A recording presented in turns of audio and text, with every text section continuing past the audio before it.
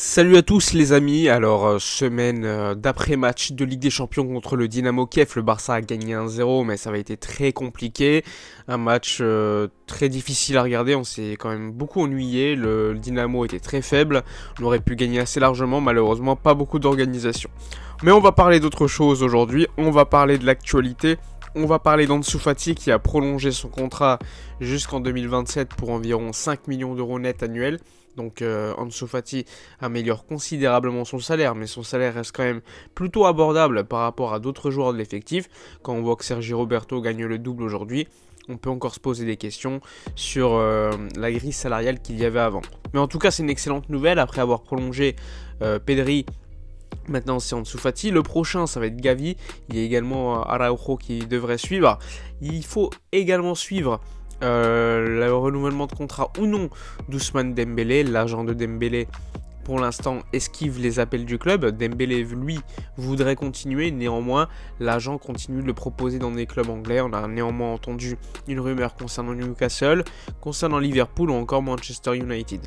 Il y a même City qui serait intéressé, donc il faudra suivre le deal ou non Ousmane Dembélé, mais la semaine prochaine une réunion serait prévue entre le club et le joueur parce que le club veut le prolonger, tout simplement parce que Dembélé est un ailier et que dans l'effectif du Barça aujourd'hui il n'y a quasiment pas d'ailier ou presque, donc il serait important de le garder, sachant qu'en plus de cela, bien comme il est déjà au club, tu n'auras quasiment même plus à l'amortir puisque ça fait déjà quasiment 5 ans qu'il est au FC Barcelone. Donc le Barça veut garder Ousmane Dembélé, mais pour l'instant c'est plutôt compliqué avec son agent. Pour en revenir à Ansu Fati, alors Ansu Fati a eu une conférence de presse hier, il a expliqué qu'il avait eu pas mal d'offres d'autres clubs avec un salaire beaucoup plus élevé. Finalement il a décidé de rester au Barça parce que c'était le club de sa vie, le club où il a grandi. Faut pas oublier qu'on lui a donné le numéro 10, donc il y a quand même certaines pressions sur ses épaules, même si lui a expliqué que c'était pas vraiment une véritable pression, que lui attendait ce moment-là depuis très longtemps, qu'il était enfin arrivé à ce qu'il voulait, c'est-à-dire être un joueur qualifié de leader de son équipe, leader technique. Et maintenant, de toute façon, c'est le cas, c'est lui le leader de cette génération qui commence à monter. Que ce soit Pedri, Ansu Fati, tu as Gavi et tu as plein d'autres jeunes qui arrivent. Donc ça, franchement, c'est plutôt intéressant, sachant qu'il y avait quand même pas mal de concurrence sur le sujet.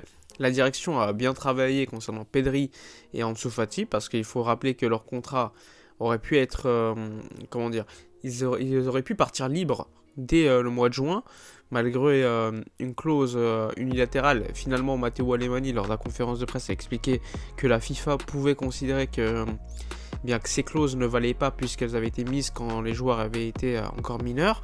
Donc ça a été un excellent travail, ça a été plutôt rapide, hein. Étonnamment, moi j'aurais attendu, si j'étais Jorge Mendes, j'aurais gagné du temps, j'aurais attendu pour avoir le maximum possible au niveau du salaire pour mon joueur. Finalement, vraisemblablement, Ansu Fati a plutôt compris que le club ne pouvait pas non plus offrir beaucoup au niveau du salaire. Puis de toute façon, le salaire qu'il touche aujourd'hui, c'est 10 fois plus que ce qu'il gagnait avant, il faut le rappeler. Ansu Fati gagnait 500 000 euros annuels net.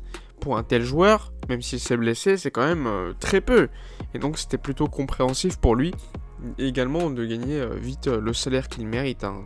Donc 5 millions d'euros net annuels, c'est plutôt bien. C'est en dessous, quand tu y penses, sans faire de jeu de mots, c'est en dessous de certains joueurs comme Sergi Roberto, Umtiti et plein d'autres. De toute façon, ça reste un salaire qui est, on va dire, médian dans l'effectif, hein. Il doit être 15e, 16e meilleur salaire quand même. Donc c'est pas non plus un gros salaire. Il y a peu de joueurs qui ont un plus bas salaire dans l'effectif. C'est pour cela que la gestion de la masse salariale, de toute façon, était capitale. Aujourd'hui, la masse salariale pour 2021-2022, elle est budgétée à environ 290 millions d'euros annuels. Alors que l'année dernière, elle était quand même beaucoup plus élevée. Après, il y a eu les départs de Messi, de Griezmann, etc. C'est logique.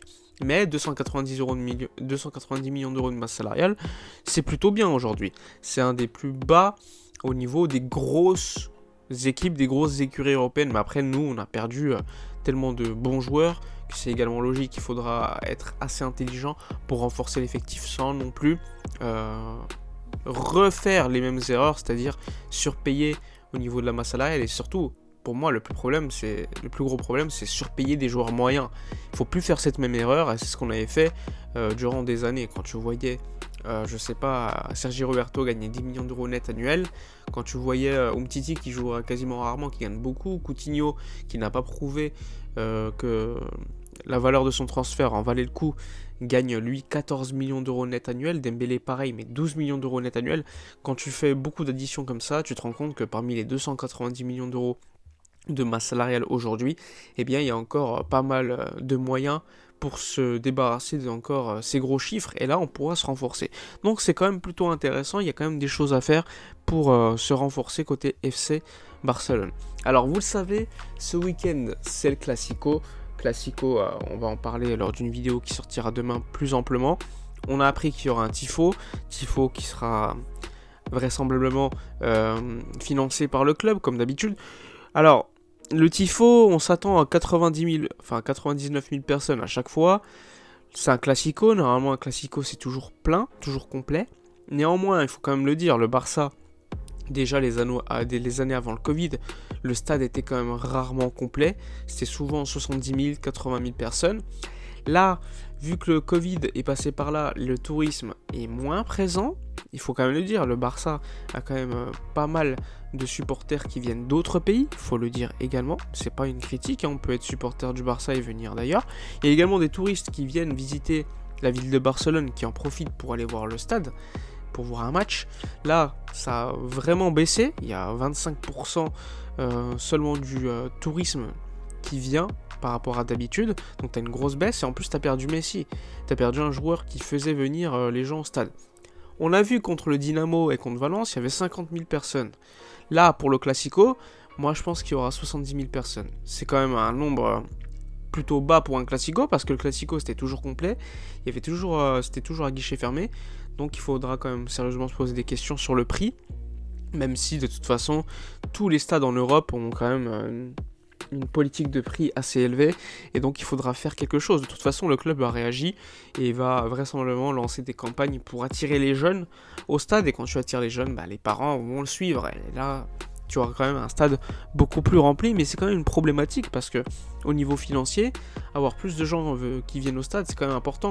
Et pour que les gens viennent au stade, tu dois également pratiquer un meilleur football. Et ça, on l'a pas vu contre le Dynamo malheureusement, c'était vraiment horrible à voir. Ok, le match était à 18h45.